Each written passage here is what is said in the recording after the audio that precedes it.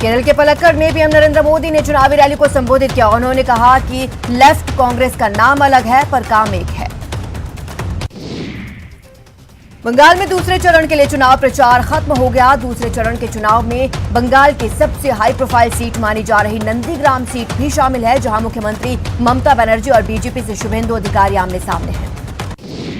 नंदीग्राम में चुनाव प्रचार के आखिरी दिन ममता बनर्जी ने रैलियां और रोड शो किया। इस दौरान उन्होंने शुभेंदु अधिकारी पर जमकर निशाना साधा। नंदीग्राम में बीजेपी उम्मीदवार शुभेंदु अधिकारी के समर्थन में गृह मंत्री अमित शाह ने मेगा शो किया और कहा भारी अंतर से शुभेंदु चुनाव जीतेंगे। बंगाल में दूसरे चरण के लिए चुनाव प्रचार खत्म हो गया। इस बीच बीजेपी प्रत्याशी अशोक डिंडा ने कार पर हमले का आरोप लगाया। यह हमला उस वक्त किया गया जब वो चुनाव प्रचार कर रहे थे। पाकिस्तान के प्रधानमंत्री इमरान खान ने प्रधानमंत्री नरेंद्र मोदी को चिट्ठी लिखी है। उसमें उन्होंने भारत और पाकिस्तान के बीच बातचीत के लिए बनाए जा रहे माहौल की तारीफ की। इमरान खान ने कहा कि पाकिस्तान के लोग भी पड़ोसी देशों के साथ बेहतर संबंध चाहते हैं और उस लिस्ट में भारत का नाम भी शामिल है। मोदी के आतंक पर लगाम लगाने की बात पर इमरान ने कहा शांति के लिए कश्मीर मुद्दे का हल होना जरूरी है। सीएम गहलोत आज सीएमआर में कोविड-19 और कोविड टीकाकरण से जुड़ी वर्चुअल समीक्षा बैठक लेंगे। सुबह 10:30 बजे ये बैठक होगी।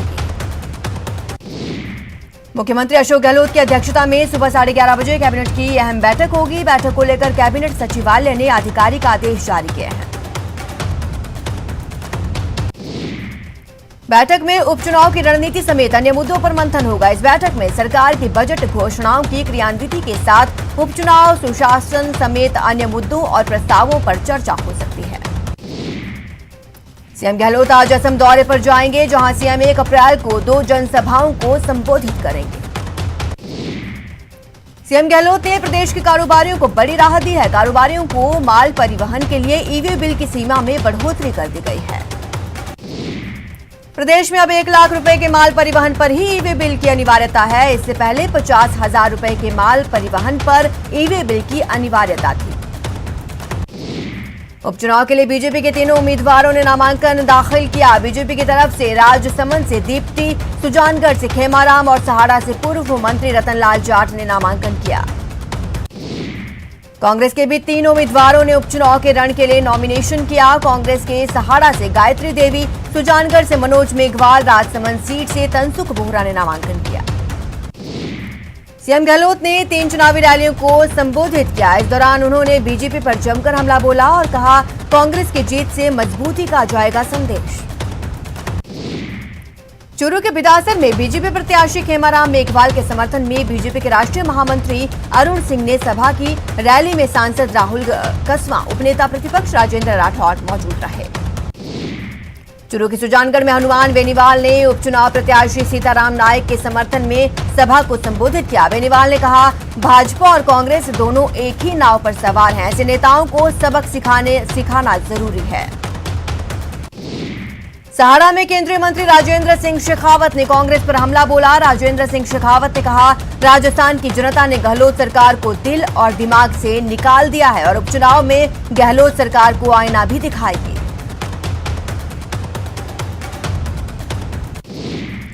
जल शक्ति मंत्री गजेंद्र सिंह शेखावत ने फोन टैपिंग को लेकर एक बार फिर गहलोत सरकार पर निशाना साधा। गजेंद्र सिंह शेखावत ने कहा कि एफआईआर दर्ज करवाना संवैधानिक अधिकार है और फोन टैपिंग के जरिए राजस्थान में निजता का हनन हो रहा है। राष्ट्रपति रामनाथ कोविंद होने के बाद पश्चिम मध्य रेलवे देश का पहला पूर्ण विद्युतीकृत जोन बन गया है। रेल मंत्री पीयूष गोयल ने ट्वीट में लिखा यहां से गुजरने वाली ट्रेनों का संचालन अब तेज गति से किया जा सकेगा। देश में पिछले 24 घंटों में जानलेवा कोरोना वायरस संक्रमण के 56,211 नए मामले आए और 5 दिन बाद सबसे कम कोरोना के मामले आए हैं। संपूर्ण लॉकडाउन की संभावनाएं भी बढ़ रही हैं। बीते दिनों मुख्यमंत्री उद्धव ठाकरे ने इसके संकेत दिए थे, लेकिन अब पूर्ण लॉकडाउन के खिलाफ आवाज उठ रही है। मरुधरा में कोरोना की रफ्तार बेलगाम होती जा रही है। पिछले 24 घंटे में 665 मामले सामने आए। सबसे ज्यादा जोधपुर में 141 केस सामने आए। कोटा में कोरोना के 61 नए केस सामने आए। इसके साथ ही जिले में कुल कोरोना के 21,300 से ज्यादा मामले हैं। 1 अप्रैल से 45 साल से ऊपर के लोगों को वैक्सीनेशन की तैयारियां लगभग पूरी हो गई हैं। जयपुर में 300 केंद्रों पर टीकाकरण किया जाएगा। बाड़मेर में चिकित्सा विभाग की लापरवाही देखने को मिली। यहां बाहरी राज्यों से आने वाले लोगों के लिए बनाए गए चेकपोस्ट से कर्मचारी ही गायब दिखे। कोटा में मंगलवार को 112 साइट्स पर वैक्सीनेशन का आयोजन किया गया, जिसमें 2450 लाभार्थियों को पहली डोज लगाई गई। कोटा में कोविड अस्पताल में मरीजों की संख्या बढ़ रही है। मंगलवार को अस्पताल में 93 मरीज भर्ती हुए हैं। जयपुर में डीजे कोर्ट 1 ने आतंकवादी गतिविधियों में शामिल 12 दोषियों को उम्र कैद की सजा सुनाई। एक आरोपी को बरी कर दिया। 7 साल पहले पकड़े गए 13 में इंजीनियरिंग स्टूडेंट्स। ड्रग्स केस में एनसीबी ने अभिनेता एजाज खान को गिरफ्तार कर लिया है। ड्रग्स केस में ड्रग पेडलर शादाब बटाटा की गिरफ्तारी के बाद अभिनेता एजाज खान का नाम सामने आया था। एजाज राजस्थान से मुंबई लौटे, जिसके बाद एनसीबी ने उन्हें हिरासत में लिया। टोंक में बीती शाम एसीबी टीम ने राजीविका के सीटीए को 8000 की रिश्वत लेते गिरफ्तार किया। सीटीए ने अपना खेत अपना काम योजना के तहत खेत में मिट्टी डलवाने की एवज में 10,000 रिश्वत की मांग की थी। चुरू के रतनगढ़ में होली कार्यक्रम से लौट रही महिला से रेप की वारदात सामने आई। पीड़िता ने थाने में केस दर्ज कराया है। पुलिस इस मामले की जांच कर रही है। कोटा में किशोरी से गैंगरेप के मामले में एक और आरोपी को गिरफ्तार करने में सफलता हासिल हुई है। झालावाड़ के रहने वाले आशिक उर्फ लाला को गिरफ्तार कर लिया गया और अब तक 31 आरोपियों को पकड़ा जा चुका है। अलवर जिले के टपुकड़ा थाना क्षेत्र के दांगनहेड़ी गांव में किराए पर रहने वाली एक महिला ने अपने पति की हत्या कर दी। दरअसल पति को आरोपी महिला यानी अपनी पत्नी के चरित्र पर शक था और वो उसे परेशान करता था। जोधपुर में क्रिकेट सट्टे से जुड़े एक बदमाश ने रिवॉल्वर के साथ वीडियो जारी कर विरोधियों को धमकी दी। पुलिस सोशल मीडिया पर वायरल वीडियो की जांच कर रही है। भरतपुर के बयाना के गांधी चौक तिराहे पर ओवरटेक को लेकर 2 कार चालकों में झगड़ा हो गया, जहां एक पक्ष ने दूसरे की गाड़ी में तोड़फोड़ की। भरतपुर के कामा थाना क्षेत्र के गांव इंद्रौली में दीवार लगाने को लेकर 2 गुटों में विवाद हुआ। झगड़े में दोनों ओर से जमकर लाठी डंडे चले और पथराव हुआ। अलवर के तिजारा में 2 गुटों में खूनी संघर्ष हो गया, जिसमें एक बुजुर्ग महिला असली मेव की पीट कर हत्या कर दी गई, जिसमें एक पक्ष के 6 लोग और दूसरे गुट के 3 लोग घायल हो गए। झुंझुनू के मंडावा में 2 पक्षों में मारपीट हो गई, जिसमें 2 युवक घायल हो गए। करौली के हिंडौन में आपसी कहासुनी को लेकर 2 पक्षों के बीच खूनी संघर्ष हो गया। घटना में दोनों ही पक्षों के 5 लोग घायल हो गए।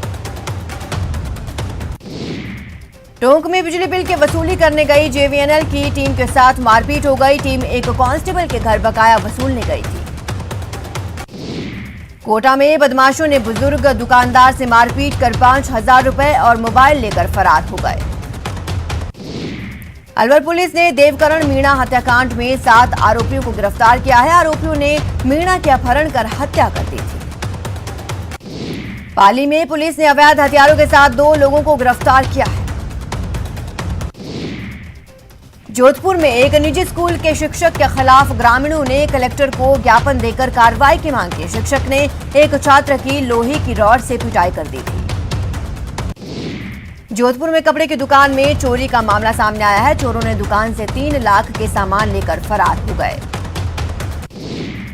कोटादाई मुख्य नहर में 8 साल की बालिका का शव मिलने से हड़कंप मच गया। पुलिस ने शव का पोस्टमार्टम कराकर परिजनों के सुपुर्द किया। ब्रेक के बाद आपका स्वागत है। चलिए कुछ और खबरें देख लेते हैं। दौसा नगर परिषद में कार्यरत 2 कर्मचारियों को करंट लग गया। घटना के बाद दोनों को दौसा जिला अस्पताल में भर्ती कराया गया है। सवाई माधोपुर के गंगापुर सिटी कस्बे में ट्रेन की चपेट में आने से एक युवक की मौत हो गई।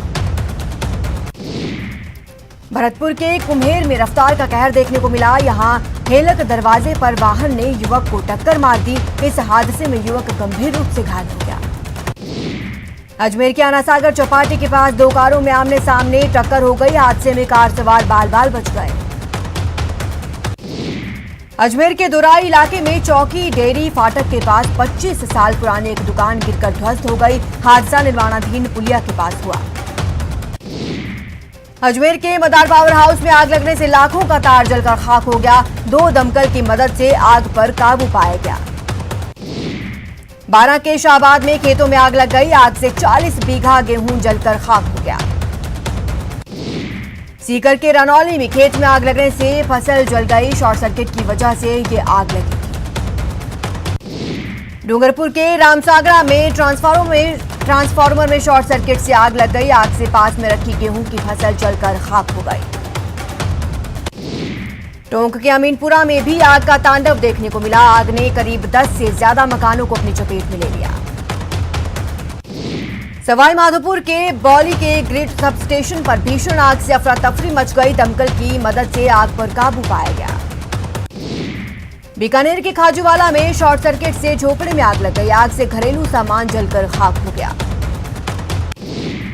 वहीं श्रीगंगानगर के राजीव चौक में शॉर्ट सर्किट से कपड़े की दुकान में आग लग गई। आग से दुकान में रखा सामान जलकर राख हो गया। कोटा के इटावा में आग से करीब 100 बीघा फसल जलकर राख हो गई। दमकल की मदद से आग पर काबू पाया गया। टोंक के मालपुरा में भी खेत में आग लग गई। आग लगने से 2 बीघा गेहूं की फसल जल गई। श्रीगंगानगर में बीजेपी कार्यकर्ताओं ने पंजाब में बीजेपी विधायक पर हुए हमले का विरोध किया और राष्ट्रपति के नाम ज्ञापन सौंपा। अजमेर में गर्मियां शुरू होने के साथ ही पीने के पानी की समस्या जोरों से उतनी ही शुरू हो गई है। शहर के नागफनी इलाके में इस परेशानी को लेकर लोगों ने प्रदर्शन किया। बाड़मेर में गोचर भूमि को बचाने के लिए ग्रामीणों ने कलेक्टर को ज्ञापन सौंपा। कोटा में फ्लाईओवर का स्वतंत्रता सेनानी कमला स्वाधीन से लोकार्पण करवाया गया। ऐसा पहली बार है जब किसी फ्लाईओवर का स्वतंत्रता सेनानी से लोकार्पण कराया गया है। मुख्य सचिव निरंजन आर्य ने सांगानेरी ग्रेट महिला चिकित्सालय स्थित इंदिरा रसोई और बांगड़ हॉस्पिटल की व्यवस्थाओं का औचक निरीक्षण किया। इस दौरान मुख्य सचिव ने अधिकारियों को आवश्यक दिशा निर्देश दिए। बारां के छबड़ा विधायक प्रताप सिंह सिंघवी का भील समाज ने स्वागत किया। विधायक ने भील समाज को विशेष दर्जा देने की मांग की। जैसलमेर के प्रभारी मंत्री सुखराम बिश्नोई ने अधिकारियों की बैठक ली। इस मीटिंग में सुखराम बिश्नोई ने अपने मंत्रालय के विकास कार्यों की पड़ताल की। अलवर शहर के मोती डूंगरी स्थित कार्यालय पर श्रम राज्य मंत्री टीकाराम जूली ने जन सुनवाई की। इस दौरान लोगों ने बिजली, पानी सहित कई समस्याओं को लेकर गुहार लगाई। कोटा की जनता को नवनिर्मित फ्लाईओवर की सौगात मिल गई है। 1 किलोमीटर लंबे फ्लाईओवर को 140 करोड़ की लागत से बनाया गया है। अजमेर के तोपदड़ा स्कूल के मैदान में पड़ा मलबा बच्चों के लिए खेलने में बाधा डाल रहा है। इसको लेकर स्थानीय लोगों ने कलेक्टर को ज्ञापन सौंपा। भरतपुर में पोषण पखवाड़े के तहत रोशनी क्लब की ओर से प्रतियोगिता का आयोजन किया गया। गुणवत्ता युक्त भोजन को लेकर आयोजित इस प्रतियोगिता में महिलाओं ने नए नए रेसिपी बनाकर अपनी प्रतिभा का प्रदर्शन किया। करौली में गुर्जर समाज की ओर से नाल प्रतियोगिता का आयोजन किया गया, जिसमें खूबपुरा के पहलवान सचिन ने प्रतियोगिता को जीता। राजधानी में मंगलवार को दिन भर मौसम बिगड़ा रहा। सुबह से तेज हवाएं चलती रही जो दोपहर में धूल भरी आंधी में तब्दील हो गई। कोटा में गर्मी का भीषण प्रकोप रहा। अधिकतम तापमान 43 डिग्री के करीब जा पहुंचा। प्रदेश सरकार ने राजस्थान दिवस पर प्रदेश की जेलों में बंद 1349 कैदियों को रिहा कर दिया। ये वो कैदी हैं जिनकी 14 साल की सजा पूरी हो चुकी है। बीकानेर केंद्रीय कारागृह से भी 214 कैदियों को रिहा किया गया। रिहा हुए कैदियों ने सरकार का आभार व्यक्त किया है। राजस्थान दिवस पर पर्यटन, कला एवं संस्कृति और पर प्रदर्शनी का आयोजन किया गया। इसका उद्घाटन कलेक्टर उमर दीन खान ने फीता काट कर किया। राजस्थान स्थापना दिवस पर छोटी काशी कहे जाने वाले बूंदी के वैभव की जानकारी देने वाली वेबसाइट का कलेक्टर ने शुभारंभ किया। बूंदी में राजस्थान दिवस पर सूचना एवं जनसंपर्क विभाग की ओर से विकास प्रदर्शनी का आयोजन किया गया। वहीं बीकानेर में पर्यटन विभाग की ओर से म्यूजियम में एक प्रदर्शनी का आयोजन किया गया। इस प्रदर्शनी में लोगों की फ्री एंट्री दी गई। राजस्थान दिवस पर करौली कलेक्ट्रेट परिसर में फोटो प्रदर्शनी का आयोजन हुआ। अजमेर में भी राजस्थान दिवस हर्षोल्लास के साथ मनाया गया। इस मौके पर राजकीय संग्रहालय को पर्यटकों और आम लोगों के लिए निःशुल्क किया गया। अलवर जिले में राजस्थान दिवस के उपलक्ष्य में कई कार्यक्रम आयोजित किए गए। जगह जगह पर्यटकों का स्वागत किया गया। राजस्थान दिवस पर दौसा में सांस्कृतिक संध्या का आयोजन किया गया। दौसा शहर के बजरंग मैदान में सांस्कृतिक संध्या के इस कार्यक्रम में मुख्य अतिथि के रूप में दौसा विधायक मुरारी लाल मीणा मौजूद रहे। बाड़मेर में राजस्थान दिवस के मौके पर जिला स्तरीय सांस्कृतिक संध्या का आयोजन किया गया, जिसमें बाड़मेर के लोक गायकों और फनकारों ने दर्शकों को लोक रंग से रूबरू करवाया। भरतपुर में राजस्थान दिवस के मौके पर जागरूकता रैली निकाली गई। कलेक्टर ने रैली को हरी झंडी दिखाई। राजस्थान दिवस के मौके पर सीकर जिला मुख्यालय पर विभिन्न कार्यक्रमों का आयोजन किया गया। सीकर में पुलिसकर्मियों ने थाने में होली खेली। इस दौरान पुलिसकर्मियों ने डीजे की धुन पर जमकर डांस किया। करौली में होली भाई दूज के अवसर पर पुलिसकर्मियों ने जमकर होली खेली। उन्होंने एक दूसरे को रंग गुलाल लगाकर शुभकामनाएं दी, साथ ही डीजे की धुन पर ठुमके लगाए। बारां के किशनगंज कस्बे में फूलडोल महोत्सव की 135 का आयोजन बड़े ही धूमधाम से मनाया गया। माउंट आबू के आबू रोड का एक वीडियो सोशल मीडिया पर वायरल हो रहा है। वीडियो में लोग आग के ऊपर चल रहे हैं। भरतपुर के बयाना में श्री मित्र भारत समाज के महिला मंडल की ओर से होली मिलन समारोह आयोजित हुआ। यह समारोह किरण जैन की अध्यक्षता में जैन मंदिर पर आयोजित हुआ। बीकानेर में परंपरागत लोक पर्व गणगौर की धूम शुरू हो गई है। गणगौर की पूजा करने वाली लड़कियों ने इस दौरान शिव पार्वती का पूजन किया। जैसलमेर में बॉलीवुड अभिनेत्री तापसी पन्नू का भव्य स्वागत हुआ। यहां तापसी ने लोक कलाकार संग ठुमके भी लगाए। बता दें, तापसी जैसलमेर निजी यात्रा पर आई हैं। इस बुलेटिन में फिलहाल इतना ही। आप बने रहे हमारे साथ और देखते रहिए न्यूज़ 18 राजस्थान।